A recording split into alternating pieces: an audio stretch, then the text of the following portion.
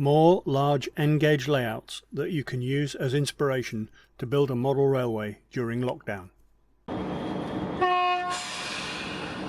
The last video, part 6 of the inspiration series, showed you how you could participate in building a much larger layout as an individual. If you haven't seen it yet, check out the link above. Since I have a large quantity of N-gauge videos, I am including an extra episode to give you more content. I'd like to take this opportunity to thank all the people who've subscribed to my channel over the last few months.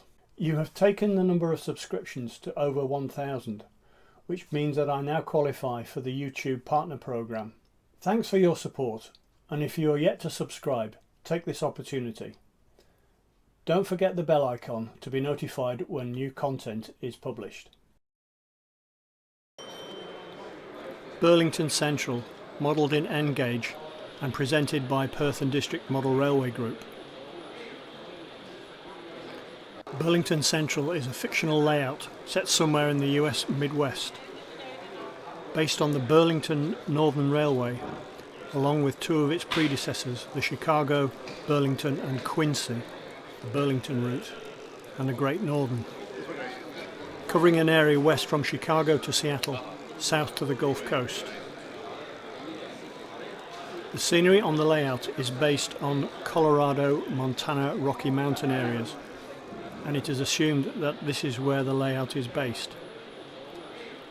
The layout is not based on any particular era and therefore allows us to run locomotives and freight cars from the mid-1950s to the early 1990s.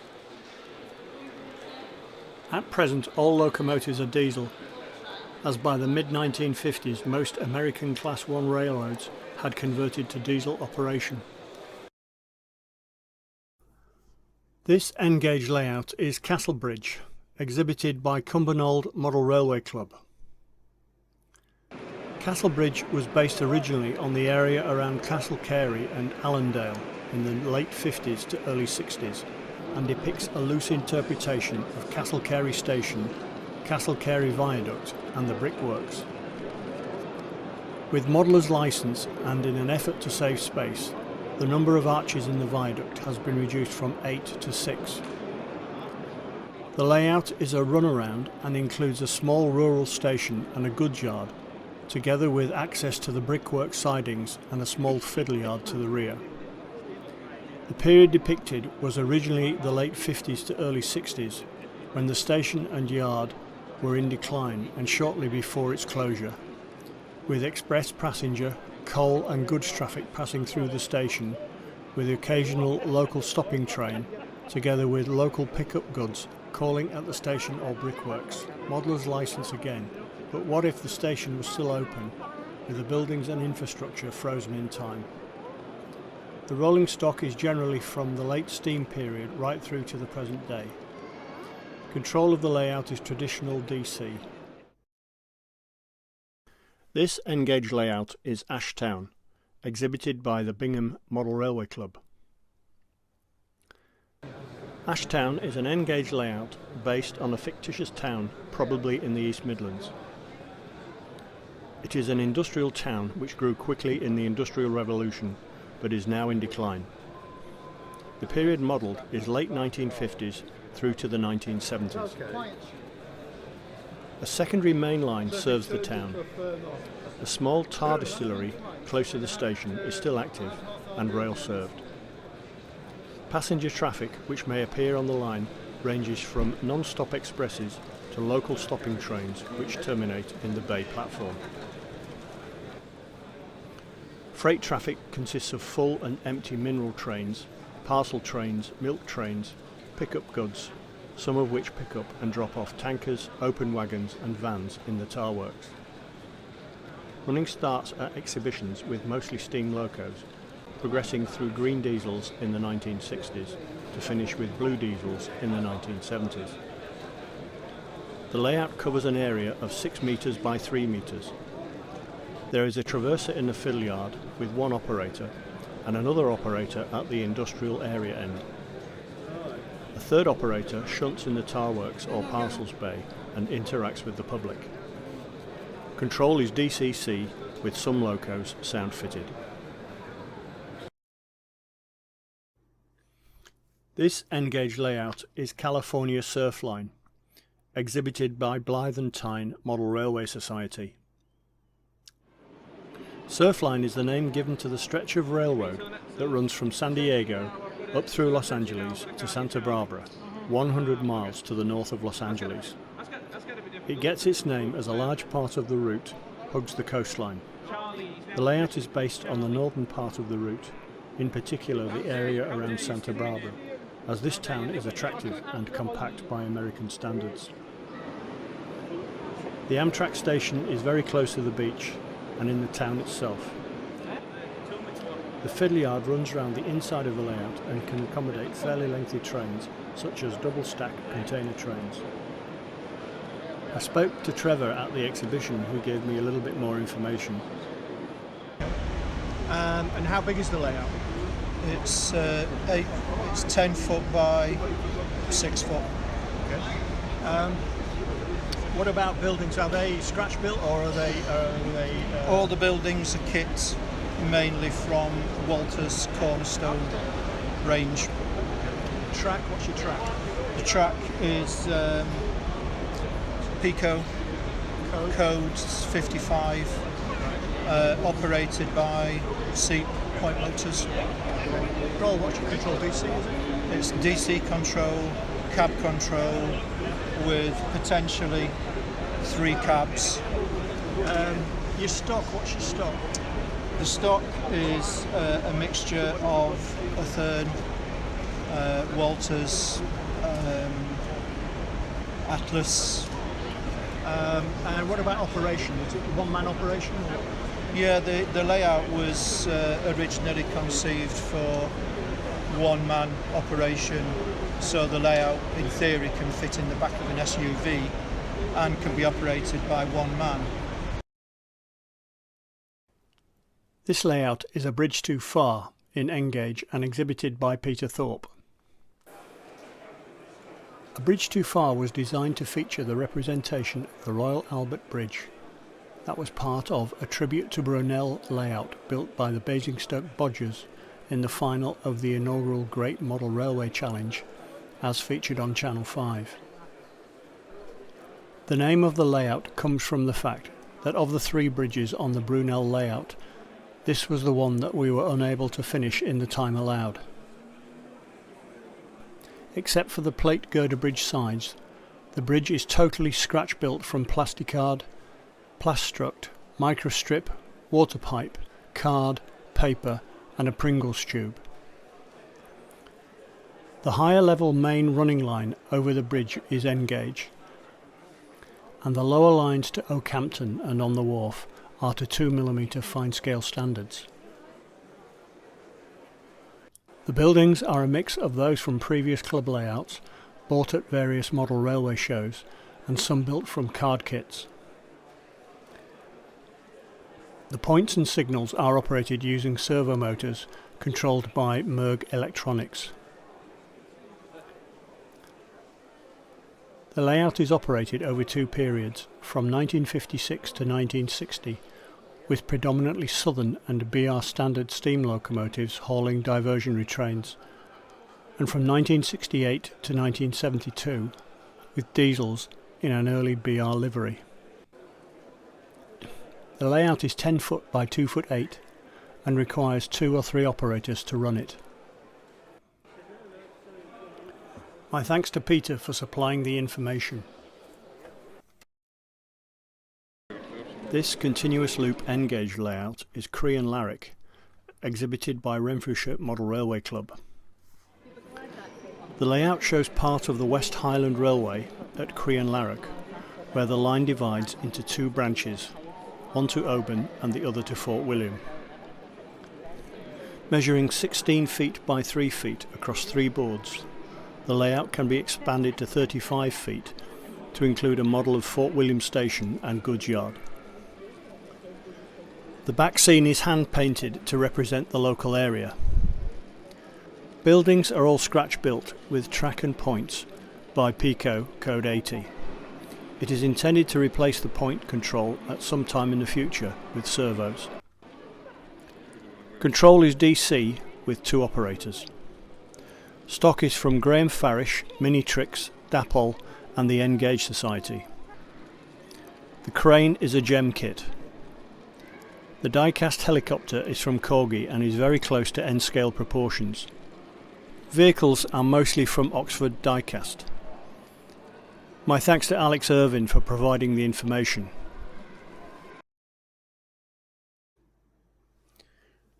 This N-Gauge layout is the bridge at Remagen, exhibited by Al Turner.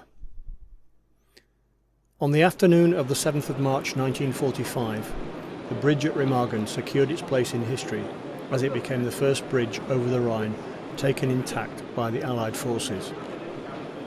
Exploiting this unexpected turn of events, the Allied commanders rapidly changed their battle plans and threw 8,000 troops over the bridge in the first 24 hours to establish a foothold on the east bank of the Rhine. In the 10 days that followed, the bridgehead rapidly expands to 10 miles deep as 5 whole armoured divisions crossed over the Rhine, some 25,000 troops, tanks, truck and equipment, before they broke out, striking to the east into the Ruhr. 6 weeks later, the war was over. The bridge at Remagen is an N-Gauge World War II era layout, centred around a true-scale model of the famous Ludendorff Bridge, and is set 6 months before these events in late September 1944, chronologically sitting between Operation Market Garden and the Battle of the Bulge, where the defences around the bridge are being built up in the face of the coming Allied advance. I managed to speak with Al at the exhibition, who gave me a bit more information. The inspiration came from the film, The Bridge at Remagen, which is the 1968 film with Robert Vaughan and George Segal in it. Oh right, yeah. Yep, I watched it many years ago as a young kid on a rainy, sunny afternoon with my dad, and I just thought trains and tanks in the same place, that was fantastic. About 5-6 years ago, I suddenly had the opportunity to be able to realise this layout and just sort of set to and did it. How big is it? 10 metres, just short of 10 metres length to length. And width? Width, metre, or the front piece is about 900, just over a metre in total operating space. A lot of thought went into the back scene. I know it probably didn't look it. What to do, whether grey sky or blue sky or scenery and such like. And the problem is with the river being so wide, almost 1.5 metres wide, painting that and getting the perspectives right wouldn't work for anywhere other than being stood right in front of the river. So I thought, go for a clear, bland, grey, sort of grey sky, grey backs will work. Everything on the layout is scratch built, with the exception of the signal box and the signal gantry, Right. which time has made me had to revert to a kit on that one, and I think I'll probably replace it with a scratch built one later. But everything else, the bridge, the abutments, the farm buildings, the barn, they're all scratch built. And that was sourced from photographs, was it? Yeah, it is. From the centre point of the layout, that way, that's scale accurate. And it's been taken from photographs, maps, aero reconnaissance photographs, placed all the bits there, same with the trench systems and such like, the anti-aircraft battery on top of the mountain, it's all taken from historical photographs. From the centre line going west, there's a lot of artistic licence in there to make it an operational layout. The control system, what is it? Simple DC. Simple DC. There's nothing complicated here.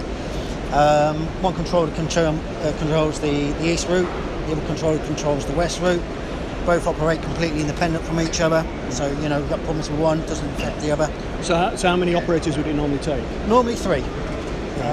One on the west, one on the east, one just troubleshooting as things come off. The 10 gauge, the wagons are so light, they have a tendency to jump off and build joints and such like. Your stock, what is it? Most of it ready to run stuff. That's either had some modification with changing the lettering and such like to warp time era. Others have really heavy modification on them. The streamline has just gone through. That's been stripped back, had the streamline casing stripped off it has. Other stuff such as the Garrett mortars here are kits that have been converted to Burlington. Okay. Other bits are completely scratch built. The armoured train up on the top there is scratch built. There's a rail ripper that runs around, again that's scratch built. Each year the show organisers award prizes for the best layouts. First place in 2020 was the bridge at Remagen.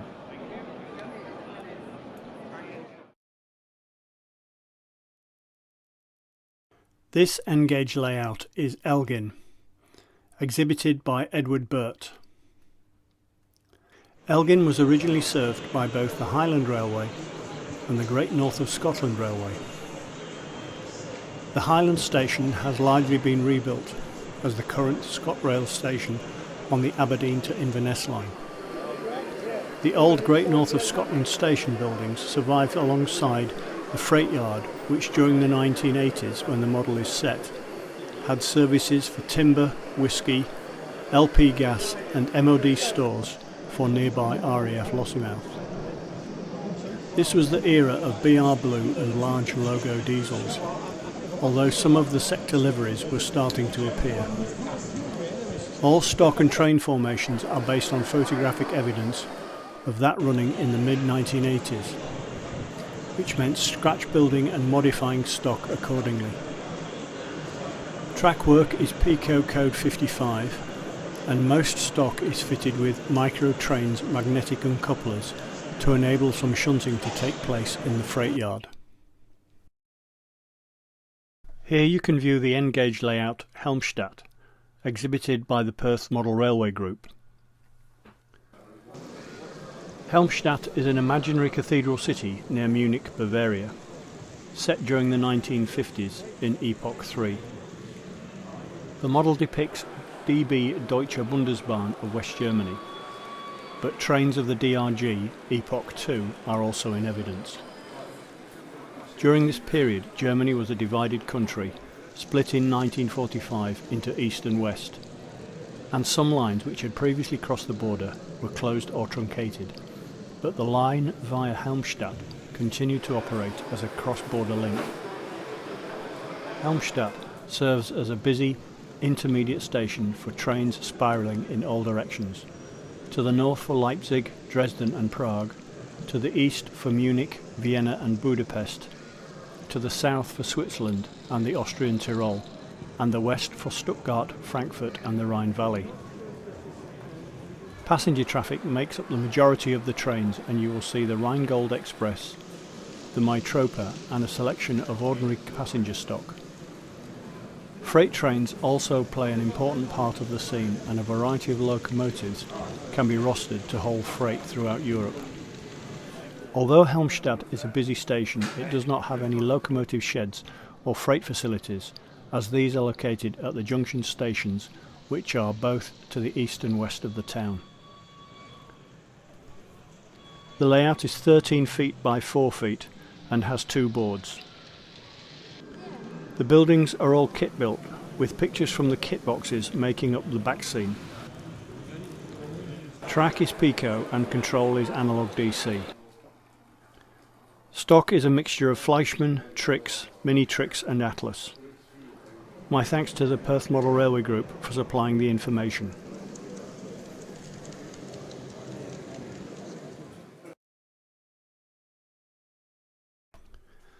This N-gauge layout is Larrick Muir, exhibited by the Greenock Model Railway Club. Larrick Muir is Greenock's N-gauge layout. It is based on the Waverley route as it was in the 1960s, and has many features that were typical of the line, including Melrose station buildings and St Boswell's shed and an overbridge. It also features Heriot signal box and level crossing, the Tweed Viaduct at Galashiels and the north entrance to the Whitrope Tunnel. Historical features include part of Melrose Abbey and buildings from Melrose Town. The layout measures 12 feet by 8 feet across 6 boards. Track is Pico Code 80 with Pico points. Control is analog DC using Gauge Master. All the buildings are scratch built. My thanks to Ross McClarty for the information.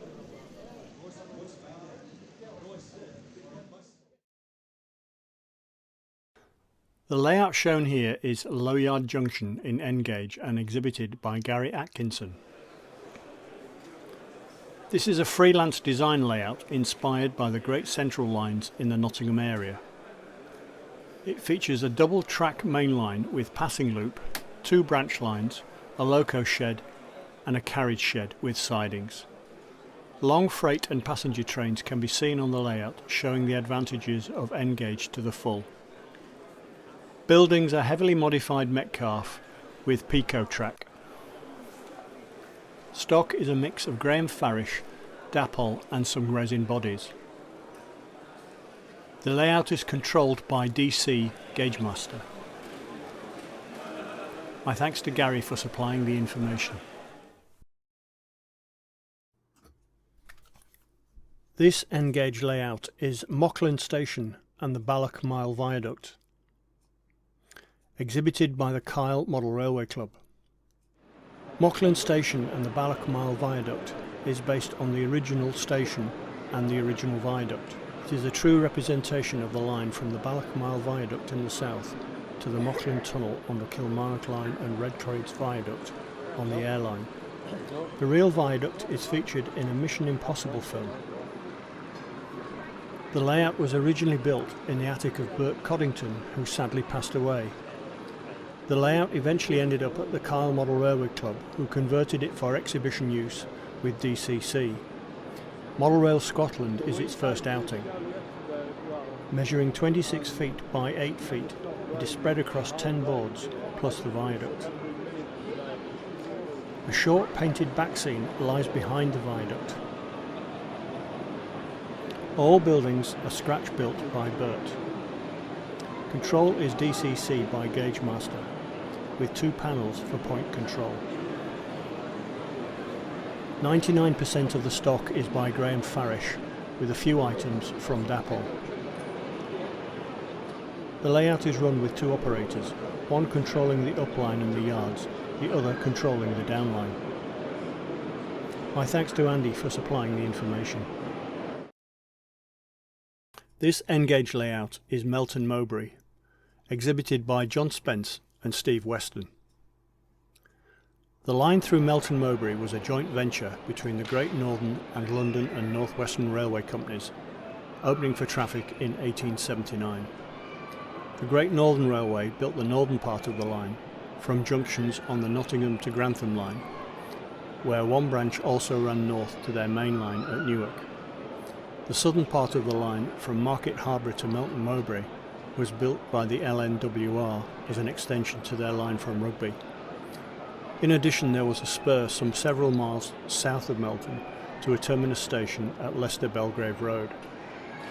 Traffic was diverse, coal and ironstone being the 2 major minerals conveyed by the railway, and during the hunting season, the aristocracy would send their mounts and later arrive themselves at the rather grand station on the north side of the town centre, very near to the cattle market, which also was a major source of trade in the town. After World War II, as social conditions changed, the line gradually fell into decline and local passenger trains were terminated in 1953.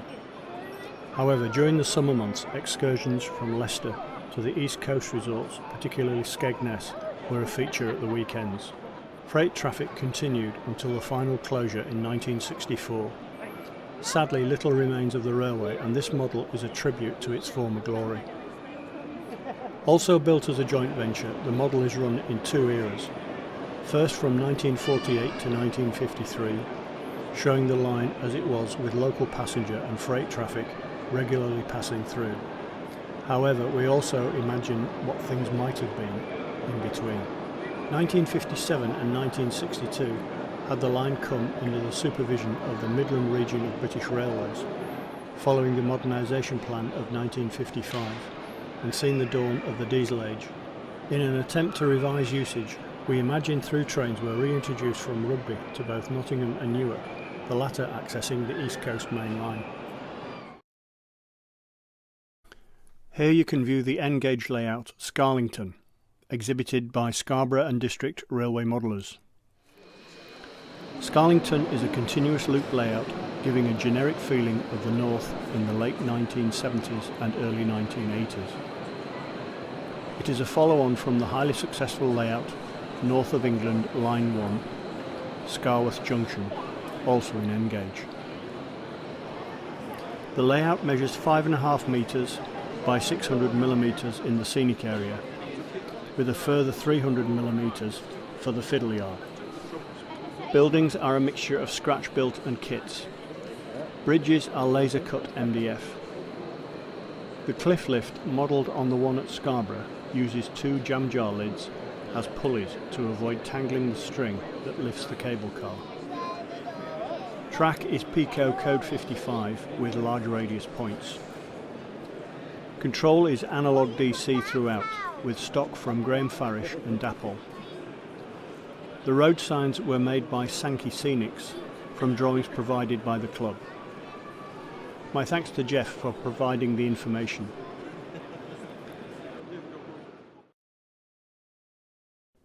Here you can view the layout Worston Hall in N-gauge and exhibited by the West Midlands N-gauge Club. Based on Water Orton on the old Birmingham and Derby Junction Railway, built to watch the trains go by with an endless stream of cross-country voyagers and freight trains, plus the occasional steam special.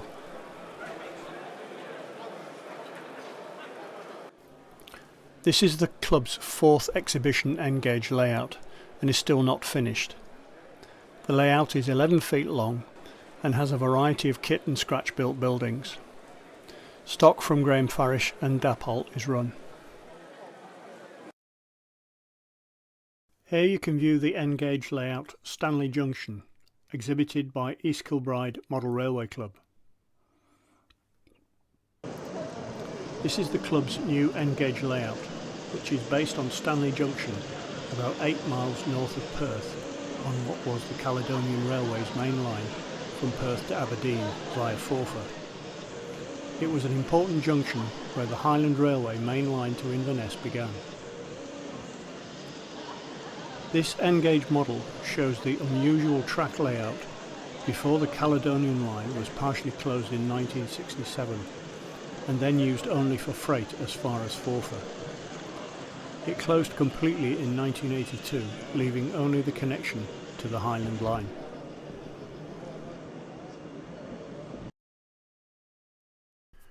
This N-gauge layout is James Street, exhibited by Steve Wright.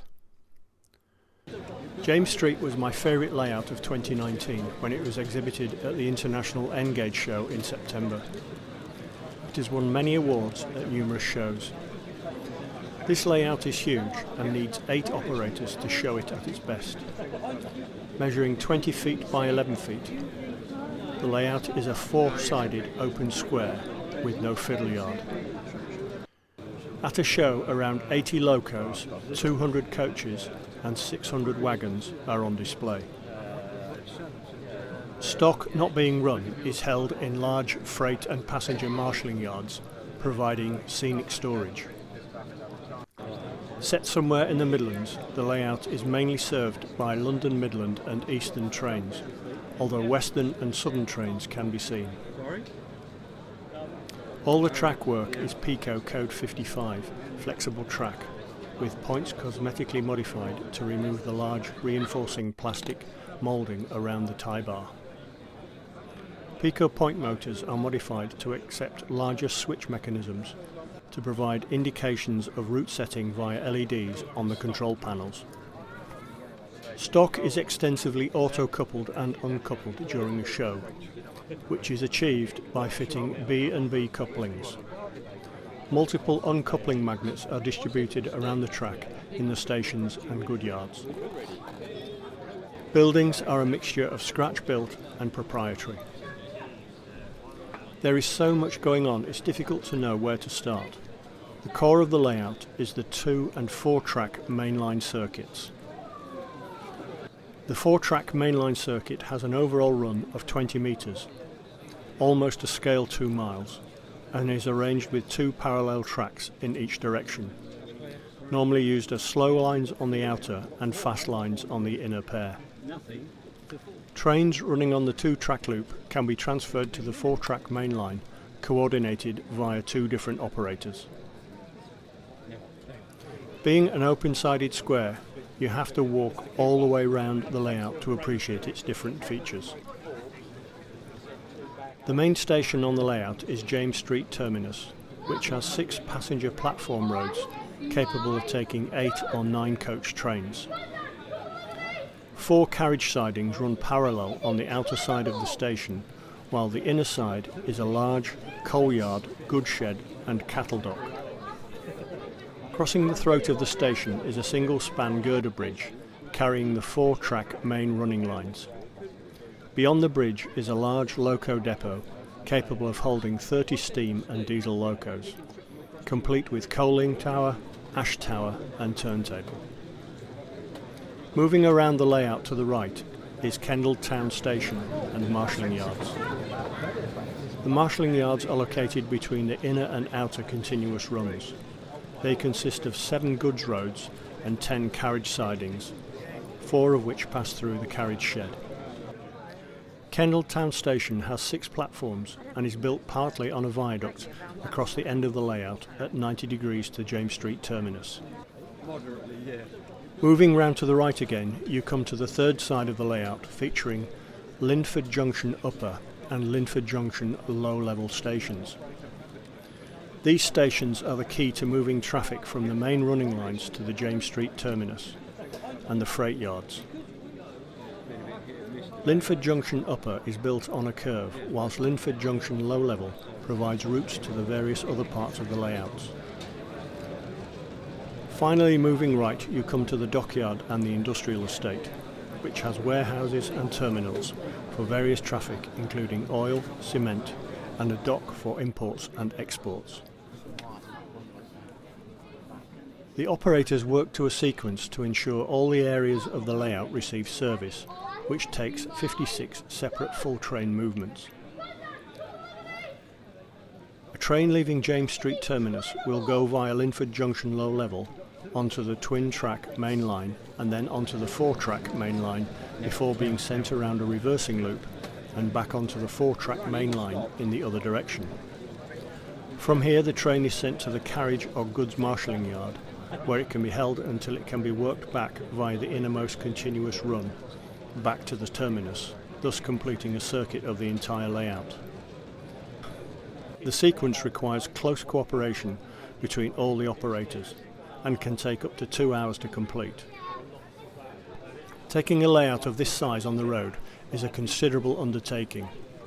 A van was bought for the job and is used to its full capacity. It takes about 3 hours to erect the layout and 2 hours to be on the road at the end of a show.